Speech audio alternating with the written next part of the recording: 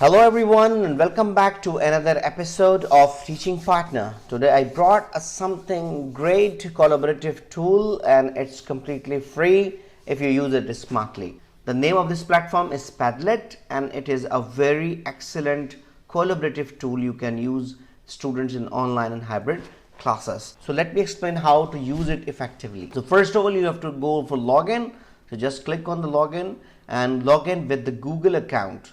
So whatever your Google account, you just click on that and you can log in accordingly. So once you log in there, you will get the screen something like that.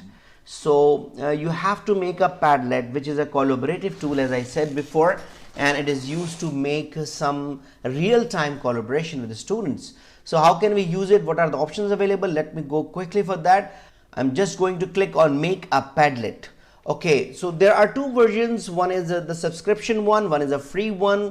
I'm using free one always because you can delete your previous Padlet and you can make new Padlet. So I don't think so it's required to subscribe for that. You just use them, and if you want to download the record, but actually it's used for a very temporary collaborative work. So you can use it and delete it accordingly. There are 7 total options to make different Padlets. So I will explain one in detail and other only I will touch, but the options are usually same. But I will tell you where to use what. So first of all, let's talk about the wall one. I'm going to select the wall one, and when you select the wall one, you will see this Padlet. So this Padlet will be very effective if it is used for advantages or disadvantages of something. So I'm going to use this for advantages and disadvantages of X-rays. So I need to write a description for my students. Dear students, please write 2 advantages and 2 disadvantages about X-rays. So it will be a clear instructions for the students what they are supposed to do. Then you can select an icon. You can create your own icon, but I think it's not required. Basically, there are a lot of icons are already available. So you can choose randomly, which is like something similar to your like topic. So you can choose that. So I'm going to choose this one just as an example of the icon. So once I selected icon, you have an address here automatically created. You can create your own address also, but as I said, I will delete when I finish my use of the Padlet. So there is no importance to write some kind of particular address for that. So you can change the wallpaper accordingly. You can use some gradients, colors. So let's say I'm going to use this gradient, which is look like something to similar to X-ray. You can use it. You can change the fonts. And you can use an attribution. So if students would start writing something, the author name is always on the post. So if you want to write your name on the top, you can use this. Always take a new position as first, but it's depend on if you want to make it last, you can. And you can allow students to comment on the post, but usually it is not a healthy practice to do that because students are unpredictable. You don't know what they write. So rather than comments, I recommend to use, you can give a reaction for them. Maybe they can like the post, they can vote, or they can star. So this you can allow, it's much better. So another very good option is required approval. So you can make it on, so you can go and check or moderate what they are writing. So it is good for controlling students' comments. Okay, so now I'm going to go put next, and I'm going to start posting now. So I need to double click any place to start my post. So let me write the subject, which is X-rays, and I'm going to write X-rays are not good for health, let's say, and let me publish that. So you can see when I did it, I have something over here, so I can keep it somewhere. So that will be the first one. So you can see when what I placed here, it will become like that. So maybe let's say student 1, he will write here student 1, and he will write something here.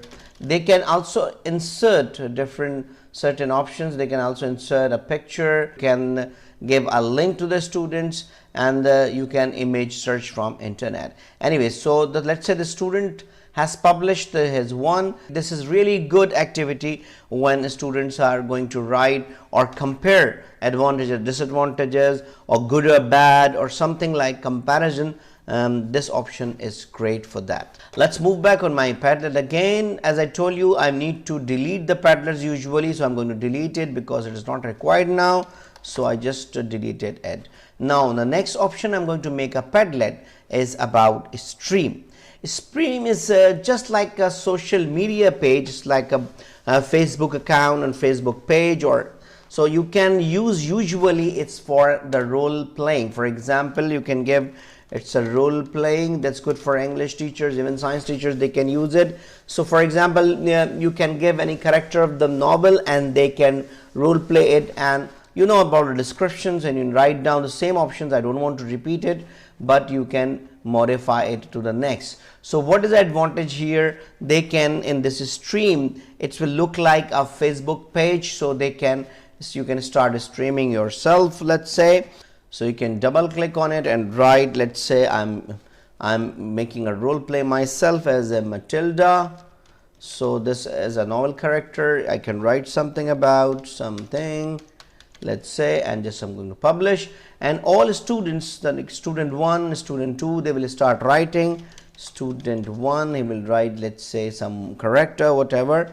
I'm just typing something randomly to show you how it works. So this is, you know, the social media post like, so something will be the latest go to the top of the next one.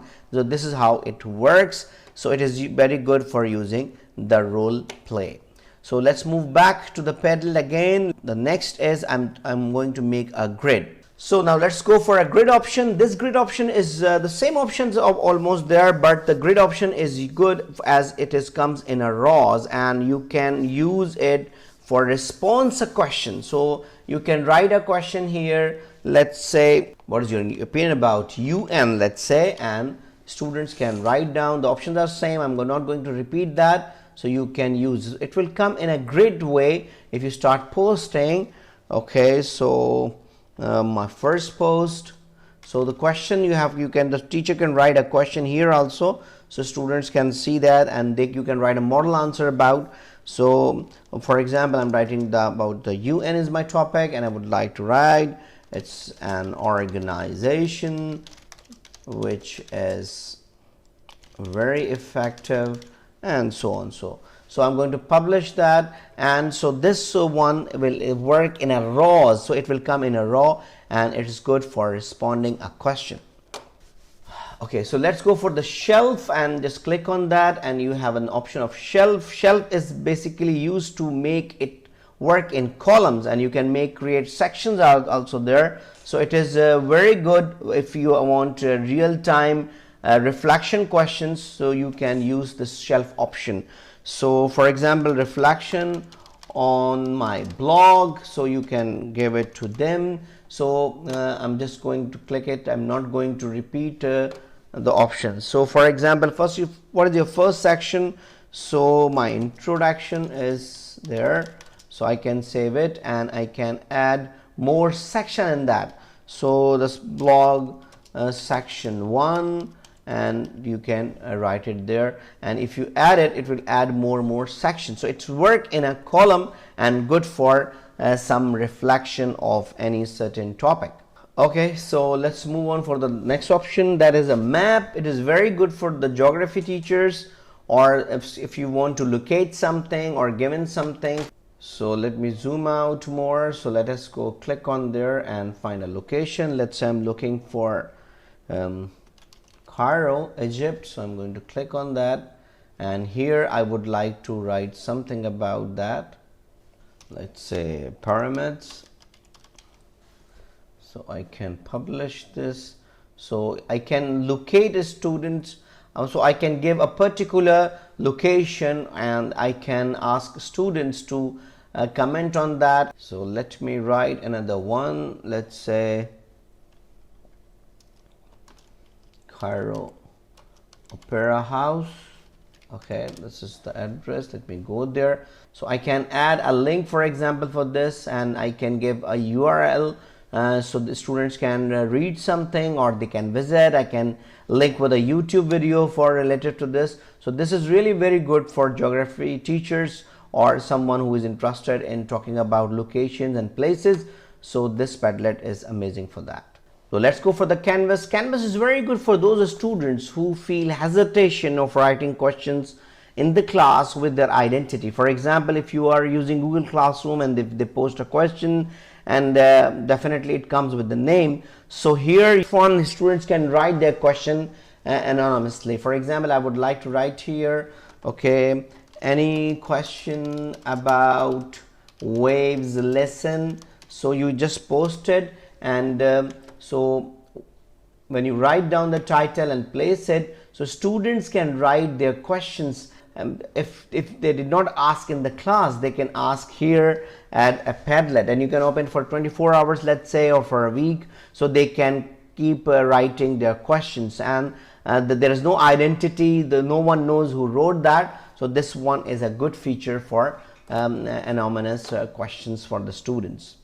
Okay, the format of this Padlet is a chat format. It's like a chatting, so you can just use it accordingly. Let's say, as I said to you, okay, feel free to ask question related to waves. For example, whatever the topic is, we just publish that, so they will start posting again. For, let's say, student 1, he don't need to write his name, or it's anonymous. He can write his question. I didn't get, so no need to write, so he can write, for example, I need more support about radio waves. So he can ask the question and publish. So it will be anonymously write down, and it can, so the student can also post the question, okay, confuse with radio waves. So he can write, I need more clarification about frequency of radio waves. So this is how we can use it, and student can publish without showing their identity. So if they feel not comfortable in class to ask the question, they can use this tool. So let's move on for the last one, which is a timeline. It makes a horizontal timeline, which you can use it accordingly. So timeline is the best for when you want to write or give.